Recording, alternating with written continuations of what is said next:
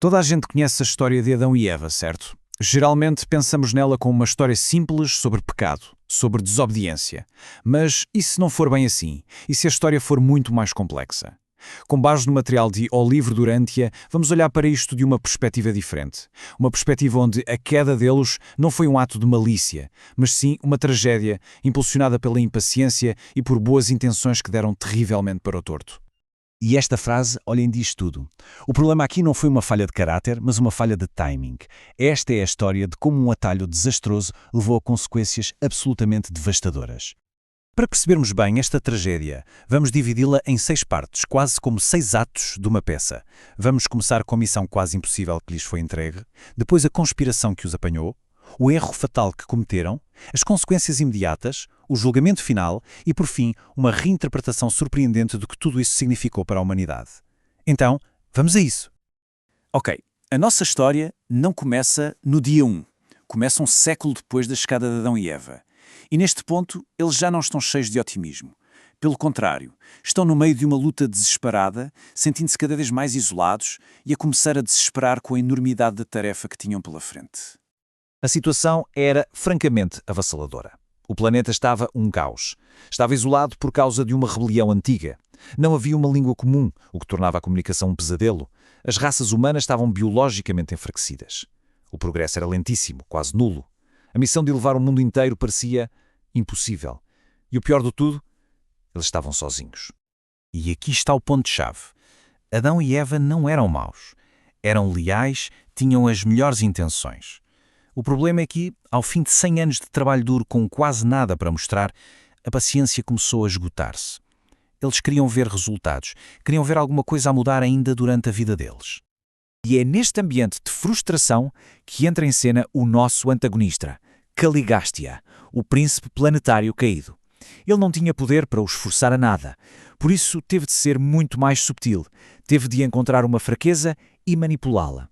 A estratégia de Caligástia foi, bem, genial e ao mesmo tempo sinistra. Ele percebeu que um ataque direto não ia funcionar, então focou-se no ponto fraco, o desejo de Eva por resultados imediatos. E para chegar até ela, ele usou alguém em quem ela confiava para plantar a semente da ideia. E esse instrumento foi Serapatátia. E atenção, isto é muito importante. Serapatátia não era uma má pessoa. Pelo contrário, era um líder brilhante, sincero, um dos melhores colaboradores de Adão.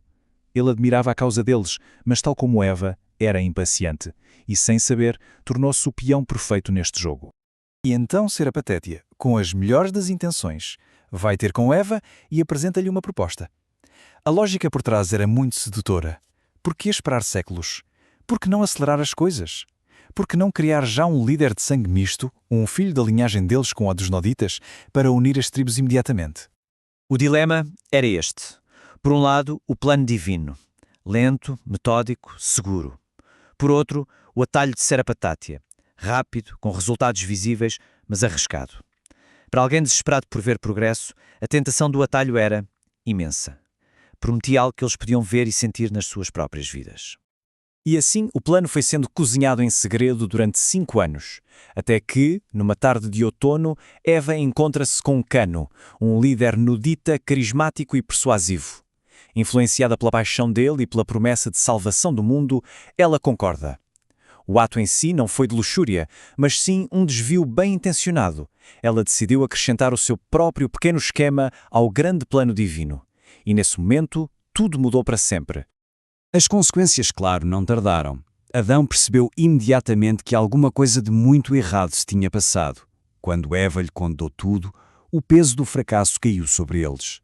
A famosa voz no jardim não foi uma figura literal a repreendê-los, foi antes o anúncio oficial de que eles tinham violado o seu pacto. E o que Adão fez a seguir, não foi um ato de sedução ou de fraqueza. Foi um ato de profundo amor e desespero. Sabendo que estavam condenados, ele não conseguiu sequer imaginar uma vida sem Eva. Então, de forma deliberada, ele cometeu o mesmo erro só para partilhar o destino dela. Foi uma lealdade trágica.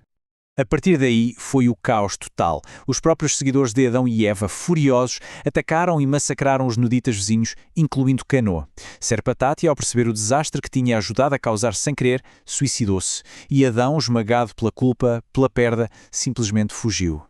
Durante 30 dias ele andou a vaguear, sozinho, enquanto a sua família vivia em pânico, sem saber se ele estava vivo ou morto.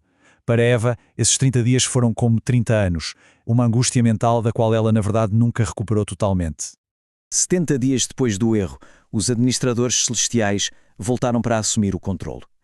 Foi só aí que Adão e Eva souberam exatamente qual seria o seu destino. O arcanjo Gabriel em pessoa chegou para pronunciar o verdito. E este ponto é fundamental para entender toda a história. Eles foram considerados culpados, sim, mas de falharem na sua missão. Foram absolvidos da acusação de rebelião. O erro deles não foi uma traição consciente. Foi um erro de execução. A punição, a perda da imortalidade.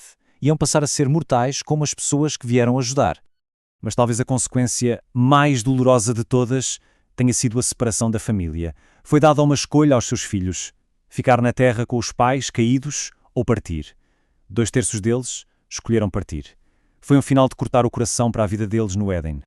E agora, chegamos à reviravolta mais surpreendente desta narrativa. Foi a queda de Adão e Eva, sim, mas foi também a queda do homem? A resposta, segundo esta fonte, é um rotundo não. É aqui que a história se torna paradoxal. Apesar do plano divino original ter falhado de forma espetacular, a contribuição genética limitada que Adão e Eva conseguiram fazer antes da sua queda acabou por beneficiar imensamente a humanidade. Ou seja, a raça humana não foi amaldiçoada, pelo contrário, foi biologicamente melhorada. A herança genética humana passou a ter fatores de 4 fontes distintas, incluindo a poderosa linhagem adâmica. De uma perspectiva puramente biológica, a humanidade ficou numa posição melhor do que antes. No entanto, a lição moral permanece.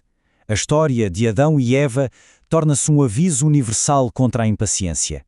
Ensina que atalhos e invenções pessoais, mesmo que bem intencionados, não podem substituir o caminho estabelecido para a perfeição. E isto deixa-nos com uma pergunta a pairar no ar. Se um erro, nascido de boas intenções, acaba por levar a um avanço que ninguém previa, foi realmente um fracasso? A história de Adão e Eva, vista por este prisma, não é uma fábula sobre o bem e o mal. É um estudo complexo sobre intenção, fracasso e progresso não intencional.